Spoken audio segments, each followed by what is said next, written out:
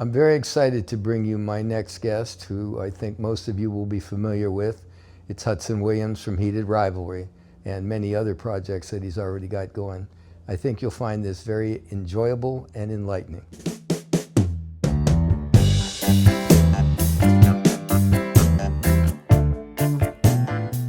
Welcome to the Grumpy Thespian. My kid named it that. That's a great title. I wanted the curtain curmudgeon, but you never strike me as that. Well, grumpy. A little bit. A little bit. Here and there. When I try to not do that in class. Anyway, we're here today with someone infinitely recognizable, Hudson Williams. He of the Heated Rivalry craze and other wonderful stuff. Matter of fact, let me start with that. Let me check my notes here. You just joined the cast of Yaga. Yes. Which is a reimagining of the myth of Baba Yaga. Mm-hmm. And based on a play by Cat Sandler, play sold out immediately once you were. That was crazy. Well, you're the, I'm going to tell you, buddy, you're riding the lightning. Mm-hmm. You play a missing heir to a powerful fishery, right? Yeah. So you're lost herring. Yeah. There sorry. we go. I couldn't resist. Low-hanging fruit. Well, no, it's a little wittier than that. Yeah, I'll do anything to make you laugh. And you also did some voice work on Ember and Ice. Yeah. What is Ember and Ice? It's a lot. It's romanticy, smutty stuff with me and Connor, and it's like this whole war story. We called it Horny Hemingway with Wings.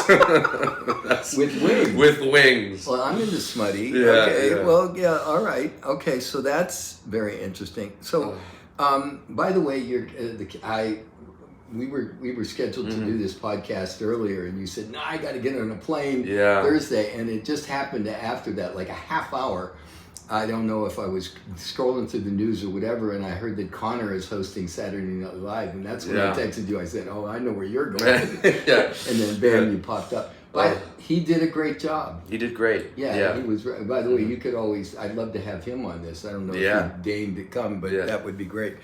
Put a word in. Okay, my biggest question. I got a couple. I was in Hollywood during the time that I was building my resume, and we went to see Thelma and Louise, and I was with the casting director, who was the assistant at Paramount. And Brad Pitt comes on. Wow. In that movie. It's the first gig he did. Yeah. And she leaned over to me and she said, "That is a movie star." Wow. And the same, I think Michael Madsen was in that too. That was his first gig. And it was like two of those that crossed over. Yeah. That's kind of the feeling I had when you walked into class. And then I thought to myself, he's too pretty to be any good. No, sir. Well, you know what? Yeah. Sometimes when you have gifts, you know you're good looking, man. But the pretty girls, etc., and they're hanging on that. But then you got down and knuckled down. And I remember when you did Danny in the Blue Sea, and I went, we'll see. And then, man, you guys put holes in my wall. Right. Kelly, she's a strong little French girl. Oh my God. Put me through. You two were on the floor all over the place. It was wild. Yeah. It was working out of control a little bit. Yeah. Out of control. Not in full command. Almost sometimes. But then you got there. We did that on and off for 2 years. I know. I'm aware. 2 years is crazy. But you know what? Yeah. I had the same experience with, I'm actor first, teacher second, you know that. I had the same experience with Lone Star, made me an actor. But it's the one thing I'm trying to change in this marketplace, one actor at a time. The work is your teacher. Yeah. And as long as it's challenging you, and as long as it's interesting to you, and as long as it's making you learn some things, you stay with that piece, and that piece, man, you grew. Oh, I know. Oh my God. I remember the first time you had to say, "I'm on fire here," and I remember going, "How the hell do I deliver this line convincingly without being like, I'm on fire here?" Yeah. But then, like, you just know you're not enough. The work demands this, and you immediately feel like I'm not hitting it. Yeah. But that's the power of just great work and then staying at it. Well, you know, since you've been material. Since you've been on your jaunt, one of the things I've said often, if you have to ask how'd I do, you're in fucking trouble. Right. Right. And Right. you know how you did. You know instant. But what I think makes actors crazy is they don't know how to fix it, so they ask somebody else for validation. But once you start to rely on that inner, you weren't. Then you say, okay, well, how do I get there from here? And that's what you were learning. And it was like, instantly when we were talking about something and made the adjustment, you were there, and then bam and bam, and it kept growing. It was wonderful to watch, by the way. And then the other thing was you went all over the place with roles. You tried characters that were like way out there, and I love that about what you guys did, because you may never get cast in that role, but again, it just puts another club in the bag. Yeah, absolutely. What did we do? Like Dreamer Exams as Pillow was one. We did Mike Bartlett's Cock, where we were two like flamboyant little British gay gentlemen. What was the one you did where were this son of this rich guy loser? Oh yeah, smoking weed and sitting on the couch. What was that's called? It's Kenneth. This Is Our Youth. This is Our Youth. Yeah, you did. Oh my God, that was another. But then, when you asked me to be in your short film, that was where fun. Did this motherfucker come from? My God, you have an edge, brother. Yeah. Oh, that was so much fun to do in my auntie's house, and we got to, working. I remember that was surreal for me and Kelly, because we were like, Hudson's acting with his teacher. He's acting across him. Look at what the hell is this? But the villain you played, it's layered, and all of a sudden it's like, damn. I remember seeing there was a singer called Fabian. Everybody was trying to be Elvis Presley, and he was supposed to be. He couldn't sing worth a damn, but he was great looking. But they put him in this TV series where he played a killer. But they got him. It was like playing two roles. He was Mr. Nice Guy, wonderful. The girls all loved him, etc. But he was a psycho, and I mean, but he didn't have to act much. You could actually kill that, by the way. So I'd love to. Yeah. What do you prefer, acting or directing? On a commission basis, acting. Just like if I'm gonna do a thing, like I would hate to be hired as a director, because I'm like, I don't care, but I think the best thing I like doing is writing, acting in it, and then directing it. I just love trying to be. I don't know. There's something about getting to act your own thing and then trying to do it, and then you know how to film it, and then you know how to cast around it. And you get to bring the actors around who you think are going to best complement this writing. There's so many things that the egomaniac in me is like, this is satisfying this, and this is making me kind of learn. It's just so many things.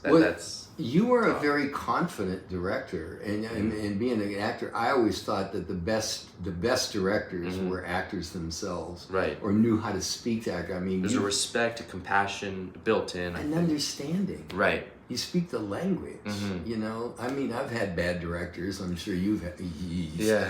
But then they're almost, if they are not actors, the best ones are they just do what you do. Yeah. And they leave you the hell alone. Rather than giving a note that just has zero, you can't process it. I don't know what that means. Or getting mad at you or whatever. But who was the guy that, my God, he was in a bunch of films. He did Eyes Wide Shut. He did Tom Cruise? Tootsie. No, the director. Oh, it's Kubrick. No. Oh. Kubrick was Eyes Wide Shut, but he played a role in it. Tootsie, he was the agent of Dustin Hoffman. I'm blanking on his name. Is he actor and director? Mostly a director. Cassavetes? No. I haven't seen Tootsie yet. No. Oh. I know. I'm not as good on my Dustin Hoffman. You would. Yeah, I've seen old Hoffman a little. Oh wait, no, you love that. Yeah, no, you really would. I have one of the things. I can't tell you how shocked I was when I saw you and Connor pop up on my NFL game. What? Oh, the trailer? Ads. Oh my God. And then no, I went, oh shit, and then Sunday evening. And Monday Night Football, and I went, oh my God, is he going to survive? He's in a tidal wave. And I was thinking about this. You've been everywhere. You're in my news feeds. You and Connor is hysterical. And I mean, with all of this, I've thought to myself, what possible question can I ask him that he hasn't been asked 27,000 times? But I can't not ask this. And I think I know the answer because I met your mom. Right. When we were doing the film. Oh, yeah. And I went, oh, yeah, that's why. Because she's great. She's amazing. And you're a great kid. So, but there's no way that you have been prepared for what has happened to you. No. Not there's you could if you sat down and brainstormed this high. Yeah, exactly. There's nothing you can like pre-learn to get ready for the tests. It's just learn now, learn quickly, because as well as like just the logistical things like visa, you need this, open this bank account, you need this type of person tacked on, sign this, look at this document, does that look good? All those elements. There's also just the element of what do I choose next? Artistically, what's inspiring me amongst this, cacophony of like paperwork and like like lawyers and stuff like that. Get on this flight, make sure to be here for this, get ready this time, put this on your calendar. It's like that is not an actor's strong suit. It's like being your own manager. So that element was really tough. It was like brain splitting. I felt like James Dean and like Rebel. You're tearing me apart. Like this is crazy. But let me speak to that for a second. We'll go off on a tangent, but I want to come back to it as well. You're with Red up here, but you're also CAA. CAA. So how does that work? Well, my agent, who's been my agent since right out of film school, she represented my teacher. She's terrific. She's great. I never met her, but she has a great reputation. She's great, but she immediately, I guess, kind of like delegated herself to being my manager since she's same city as me, and she's also realizes she can't possibly agent harder than this Avengers that is CAA. I remember the first time I walked into I had no clue what CAA was. Oh my God. I walk into the building, like sitting in the lobby, and I'm like, all right, what floor is CAA? And like, no. All of them. They call it the Death Star, the building. Yeah. It's this giant freaking like marble building. Yep. And then they're like, this is all CAA. I was like, oh. You're in the big time. Them and William Morris, they ain't no bigger. Right. Sure. So I imagine that there's been a lot of discussion about what projects are next. It's got to be critical for you, right? Yeah. So how is that? What part are you? Ultimately that is your decision. Right. Who do you listen to? They've honestly been really good. They know how I'm such a picky, like snobby bastard. Good. Already. Like when I walked in there, I was like, I know the people like this movie, but I hate this movie. This actor sucks. I was like, I'm sorry. And I told them, I was like, if one of these is your clients, I'm sorry, but I have to be honest. You have to gauge you should who have I heard am. me at the Academy Awards. Oh my God. Oh God. Fuck that. There's one movie that belonged in the Academy Awards, and have you seen Hamnet? Yes. Were you in tears at the end of the movie? Oh my God. And, Jesse Buckley and there's and the kid. Oh my God. Good. I'm sorry, but fuck a bunch of Michael Jordan II. Give the kid the award. That's who deserved the award. Yeah. But it's nuts to me how bad and how desperate movies that have no business being nominated for an Academy. Right. I'm not saying they're bad movies. They're okay. But you going to stay up 20 years from now to watch it again? No. But Hamnet? God damn. It's an actor's movie. Oh, it's just a brilliant. You know what? Yeah. Well, have you seen that Instagram post I did? I came home and it just flowed out of me. I couldn't believe it. What I saw in that last 10 minutes was in this crazy world that we're in, and you've been tapped into this because of so many of the women that have identified with the positive male images you and Connor have brought in. But what I saw is that just slightly below the skin, I don't care whether you're red or you're blue or whatever, was this forgiveness and humanity and togetherness in grief that brought everybody together. And the power of forgiveness. Danny in the Deep Blue Sea, I mean, oh my God. But that was what moved me about it. And it was like, it's this humanity thing that hopefully will someday bring us all together. Yeah. And none of those other movies had any of that. I mean, and then to just give, well, they couldn't eliminate Jessie. There's no way they could have cut her out. I would have broke the TV. Thrown fits. Yeah. But anyway, you're like that. That's great that you're like that. Yeah. Though. And they're supportive of that? Right, they were totally supportive of that. So then they'll trim the fat. So they'll be like, I know you're gonna hate this. They just won't even send those scripts to me because already there's a lot of scripts I can't even get. Oh, I'm sure. Or it's hard. I got Speechify now, which is like a thing you can just put in and it just reads scripts to you. So I'm doing that when I'm not actually reading one. Have you investigated Claude? No. Oh my God, are we in trouble? Is it AI script reading? No, dude. Yeah, I am technologically, I was going to say the R word, but backward. My kid laughs at me. I love it when old people try to do technology. That was his quote. But I put together a thing for this intensive with this guy. I can't even talk about what it did.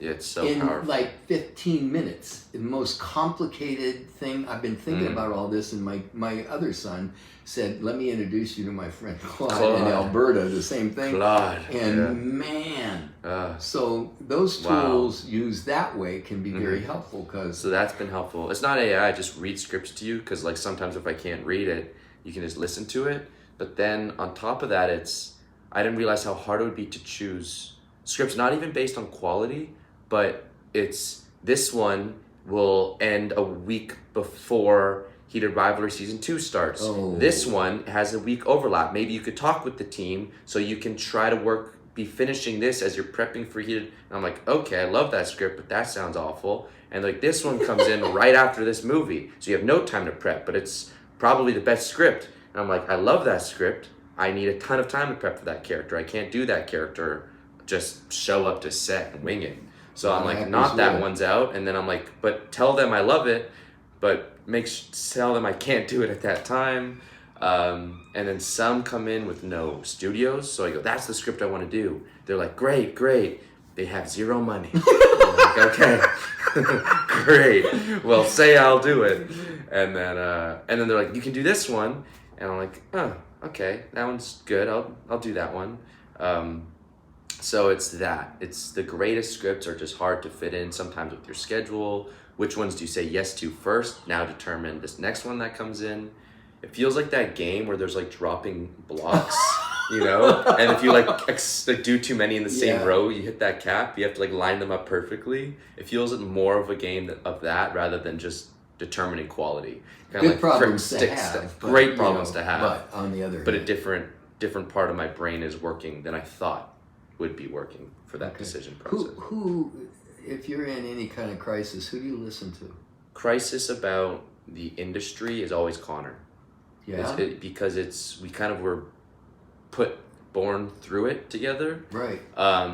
So it's, wow, this part of the fame or this part of the noise is really affecting me this way. I'll like go to him and he goes, that is the exact same as me. That's, I go, okay.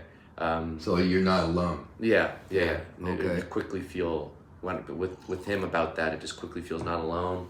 But then about projects, certain writing, certain characters, my personal life, I have a plethora of well, you got mom and you got your mom, friends. girlfriend, friends, good teachers. I got a lot of people. Yeah, that can help me with that. Well, that's wonderful. Well, you got to support. I remember I used to be a fitness trainer to support my acting habit. Yeah. One of my clients was David Steinberg, Canadian comedian, but I mean, he was one of the comedians that changed comedy. He did over 170 hostings of the Tonight Show with Johnny Carson was on. Yeah, he was. He also got the Smothers Brothers show, which was the '1 comedy show in America, thrown off. That's another story. Anyway, he used to say to me, he said, Fame. He said, I'd be with my wife, and people would crash into her and move her out of the way to come at me, and he said the stuff that came at me was crazy. He said the only thing that gave me stability was family. Wow. Yeah. And I remember Eddie Murphy saying, I recorded this album. I don't know if I can sing because, everybody that I'm hanging with is telling me, oh, you great, Eddie, you great. And I don't know where I'm at until I go home and my father says, Eddie, take the garbage out. And I know I'm exactly. Then I know I'm grounded, right? Yeah. And I feel like that's why you need the people before the yes men come around. I have a friend who I heard brought on this last LA trip. Just a great, he was on Snow Angel, he's Zach.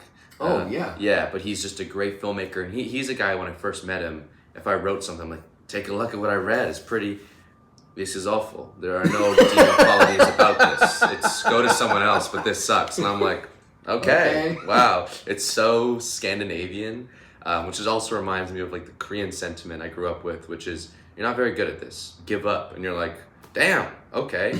You gotta really have some self-confidence if you're gonna keep going. Or blind. You know what their opinion is, and that's great. Yeah. So that's. I think every actor goes through that. I certainly had my moments, and I mean, it comes out of love most times because people want you to be settled in their mind and be okay, and everybody thinks you're going to be an actor. You're fucking crazy. Exactly. You know? It's like, no, but yeah. So the lottery is always the sentiment. You know what though? I have a feeling you'd have been pretty much the same with or without Heated Rivalry. You weren't going to get out of the business. You weren't going to stop. There's no fucking way. No, like I think 2.5 or 3 years before Heated Rivalry, I told my mom and girlfriend, I was like, this is the hill I'm gonna die on. I'll die on this hill broke, but still trying to be an actor. I just love it so much. And then I was like, sorry to the, I just had to say it. I knew it was completely clear. And I also feel like a lot of things don't really pan, especially in the arts when you're kind of like 1 foot in. I was like, I need to jump in, consume all the literature I can about acting, all the plays I can, read the plays, watch the movies, be in class. Because, you know, you meet too many actors who are like, I want to be a great actor, I want to be on the screen. Do you watch these movies? Nope. Nope. And they're like... Do you read plays? Nope. Nope. And you're just like, what the fuck? Get out. Well, you're preaching to the choir, brother. Yeah. They want to be celebrities. They don't want to be actors. I actually had one kid who, God bless his honesty, says, I don't really want to learn acting. I just want to be a movie star. And I'm a good teacher, but I can't help you. No, I'm serious. Yeah. Well, you're talking about the 5th century German philosopher Goethe, who said, commit, and I'm paraphrasing badly, burn your bridges behind you, because when you do, all of the forces of the universe come in to support you in ways you can't even imagine. And that certainly happened. It's happened to me, not to the scale of yours, or anybody, but and it is, you have to have that, because all along the way you have people like you were saying, that Korean mentality telling you can't, or it's impossible, or what are you doing, you're crazy, all that shit. So we don't want that. Ethan Hawke has a good anecdote where he goes, if the idea of teaching acting to high school students isn't as appealing as being a movie star, get out of the business. Yeah. And quickly, when I heard him say that, I went, that sounds lovely. Teaching acting, being around actors that are showing up in a class, just want to learn. Inspiring them? Absolutely. Oh, yeah. It sounds as romantic as any other thing. So I was like, okay, that's pretty assuring. Because you could try to teach, they're like, if you became a lawyer, teach law. Oh, no. That's, no, thank you. Dance. Quickly. Yeah. Okay, so I don't want to ask you to reveal anything. Do you have are you going to be focusing more on transitioning to film as far as the acting parts that you want? Yeah, I have my agent who kind of assembled, the CA agent who kind of like assembled them is technically my theater agent. He has huge connections to the theater. We want to do plays really, really bad, but plays I'm even pickier than for movies. Oh, you should be. Because they're going to exhaust you, whether or not they're even challenging or not, excuse me. And there's so many plays that are, that don't feel like they require the 3 months that it's going to take you. There's some where I'm like, I think I'm going to understand this in the first 2 weeks. And then the more you harp on or you try to philosophize it, I'm like, I'm done with this thing. No. Yeah. Well, something like Danny would be great. Oh my God! Well, I'll cast you in that in a heartbeat. There's 2 plays I want to direct: Danny in the Deep Blue Sea and Frank and Johnny at the Clear Lagoon. And I go to every production of Danny in the Deep Blue Sea in this town. I've never seen the second act. I walk out. I can't. And one of them, the actors were game, but the director had no clue what that play was about.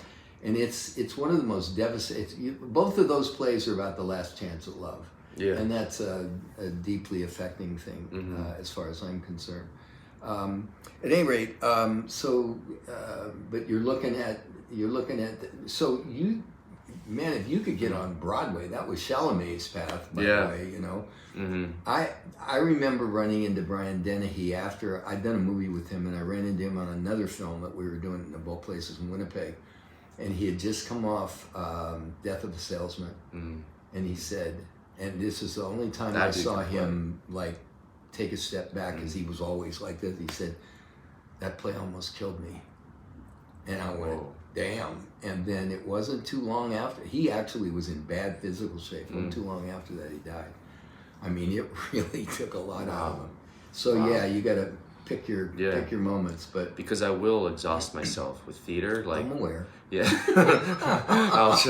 I'll go. Yeah, and then with films, it's like whether or not you pour everything into it.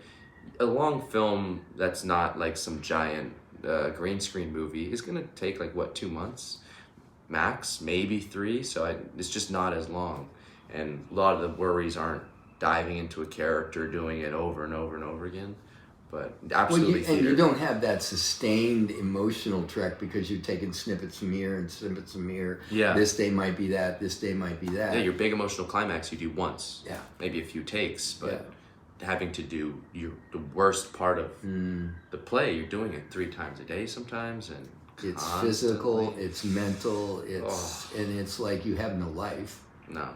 So yeah, be careful. But I want to do plays also because that's where you sharpen your skills. That's where you know. I would much rather be on Broadway than do a film. That's me personally. I would really like to have that at least once, to have that experience. You know what I'm saying? Oh, so I guess you do. Absolutely. Let me ask you. Well, I already did that. So I'm going to go back to something I asked you before. What is long term? Let's look 30, 40 years into the future. Do you want to be remembered as an actor or director? It's really both. Like I really, in my meetings, whenever I like meet with these studios, or even when I met with CAA, I was like, when I get the most dreamy and crazy, it's like Orson Welles. So, you know, like, not that I'm gonna make the same movies, because I think he was more political minded, definitely was, than me. But you know, he knew how to cast himself. He was a great writer. He knew how to like offload his work too. He changed things. Yeah, he changed things. But I think more so an actor, more so than a director. Okay. But yeah. All right. Cool. So along that line, has there been any discussion about you maybe directing an episode of Heated? Yeah, other people have said this, like, wouldn't that be cool? And I was like, that does sound cool, but the thing that I think makes it completely impossible is Heated Rivalry. Most television shows, you have the same director for the first 2 episodes, or a director for the first episode, different director second. There will be multiple directors and they divide it, whereas Jacob is the sole director of all episodes. So because of that, he can block shoot them all at once. So he shoots a little bit of episode, so one of our days could look like a little bit of episode 6, a little episode 3, and a little episode 1. And the next, and all our days look like that. Oh, wow. So we never just, a day is never just one episode. We're shooting so many every day that I wouldn't be able to I understand. come in. Well, maybe down the road. Maybe, I don't know. Direct a day. Direct one day. Well, you know. No, at some point in time, if I know you, you're going to find your way. Yeah. So not on Heat. That is Jacob's maybe baby. Something else. Yeah. Yeah, that's Jacob's baby. Well, he's got some other things going too, hasn't he? Man, he's got a freaking Alexander the Great. I heard about show. that. And yeah. They need to cast. Like, I'm like, how the fuck do you cast Aristotle? They have to cast Aristotle. Hey, there we go. Yeah. That would be cool. Wouldn't that be cool? I love the idea of that. Yeah. He's coming into that area where he's like, oh my God, Taylor Sheridan. Oh yeah. Who's, my God, that man. Talk about prolific. I just watched The Madison. Did you see that yet? No. I haven't watched much Sheridan. It's going to be another. What, you haven't seen Yellowstone? No. Oh my God. Yeah. Okay, well that's my drop the mic conclusion of there's no difference between film and TV acting is the season 2 episode 7. And I've been doing a series on that anyway. Yeah. Well, enough about me. What do you think about me? No. So look, this has been really great. Yeah. I am so. I got to tell you. I know that I think the last thing I saw the feed was that you had taken a stand and spoken out against some of the violent shit that was coming your way. And I'm sure somebody prepared you for this or you've talked about it before, and you've been really cool about it. And it just seems like, I mean, even Hamnet, I've got out of the 1,100,000 responses or 50,000 responses we've gotten, there have been maybe 5 that said, "Oh, gee, boring film" or something like that. There's always somebody. There's always someone. Yeah. And how do you? Is this a daily onslaught? Do you look at this stuff? I didn't even realize it existed. It was mainly Francois's idea, because I guess he'd been seeing his good fans go, "You need to speak out on your crazy fans." And then I have fans that have spit vitriol at Connor and Francois, and I think any of the hate or the mean spirit is like it all needs to go. Oh man! Because also it's Francois. It was nice that he wanted to release that statement. It's not his obligation to like speak out at his fans to be like, "Hey, don't spew hate towards Hudson." He didn't have to do that. It was kind of nice. It was nice he did. But it's a weird relationship to toe. I just don't look at anything. It's probably smart.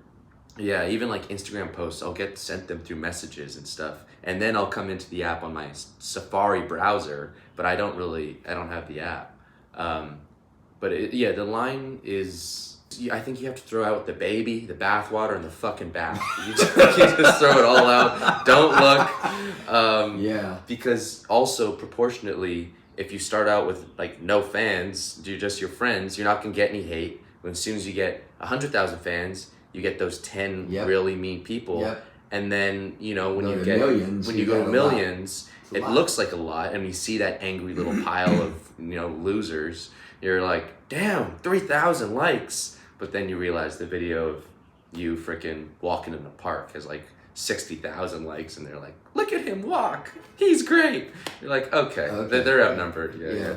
Well, even those, my reaction to I never interact with any comments on Instagram or anything, and I'm tempted because I'm not shy.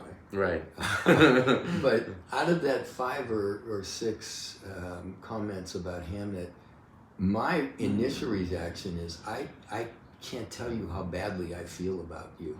That you are so out of touch with your own humanity and with your own emotional center that you cannot relate to that film. Because to me, it's as obvious as the sun comes up and the sun goes down. But there's always going to be, I think one of the things that's happened with and there's good and bad, how would we live without our phones, etc. But the bad thing is that these opinions and these people have always been out there. But now the phones have taken that big rock and lifted it up, and there's all the maggots and the worms and the crap underneath, and it's exposed. And now it's kind of like they hide behind it because it's okay for them to spew it because nobody can find them. And one thing I've realized, so now it doesn't really bug me at all when you see someone just hating or going like, this person's like, and they're just, they're poisonous. But everyone, like the majority of people even come across that, just go, oh, what the hell are these idiots? And they just keep going. Yep.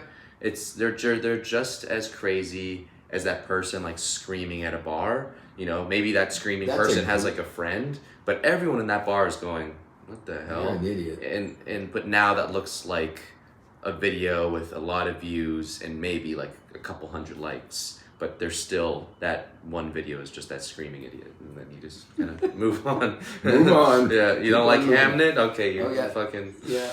Well, that's, and again, the movie itself exposed the fact that there's so much good in all of us if we just give it a chance to come to light, which is, I think, what we're talking about. Well, listen, this has been fabulous. I want to close with one question because I'm asking it. I'm going to put my kid and I on it because it's hilarious. We fight all the time. We've been fighting over the 100 greatest movies. Okay? Ooh. We made a list. Okay, Holy. so I want to know what's your greatest number one movie of all time? That's an awful question. I know. Thank you. Citizen Kane is right there, but I'll say personal. Place Beyond the Pines. I think it's the best Wow, movie I about didn't see fatherhood. that one coming. Best movie about fatherhood, and then I'll say Portrait of a Lady on Fire is maybe one of the only movies I thought. There's that saying, "Hang it in the Louvre, hang it in the Louvre," Right. and they just throw it at everything. I think that's one of the only movies one of the few movies I've seen where I'm like, you can hang that movie in the Louvre. We should hang it in the D'Orsay. Have you ever been to the Louvre? Yeah, I like the Louvre a lot. You like the? I love the Louvre. How many months did you spend in that place? Because it's like ginormous. Yeah, but I kept getting lost in every painting. Me too. And then they're like, move. Have you been to the D'Orsay? I was at the Louvre for like 6.5 hours the last time I was there. That dude, you need a medal for endurance. Yeah. To me, the Louvre, the attraction of the Louvre is the Louvre. But the D'Orsay, have you been to the D'Orsay? Maybe. It's in Paris? You'd know. Oh my God. Yeah. It's a converted train station, 30, 40 foot high ceilings with the greatest collection of impressionist paintings in the world. And they even have a lot of Rodin's sculptures, but I could live there anyway. Yeah. All right, so those are movies that I would not have guessed, but okay. All right, very good. Thank you for doing this, my friend. Oh, this has been great. Pleasure. Okay. Oh my God. Coffee and croissants with Coffee Hudson. and croissant. Yeah.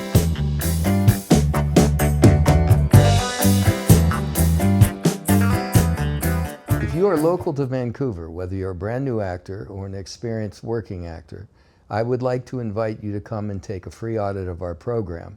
I like to think that it's a cut above, and basically what we're trying to do is train actors to work at the highest level in any medium.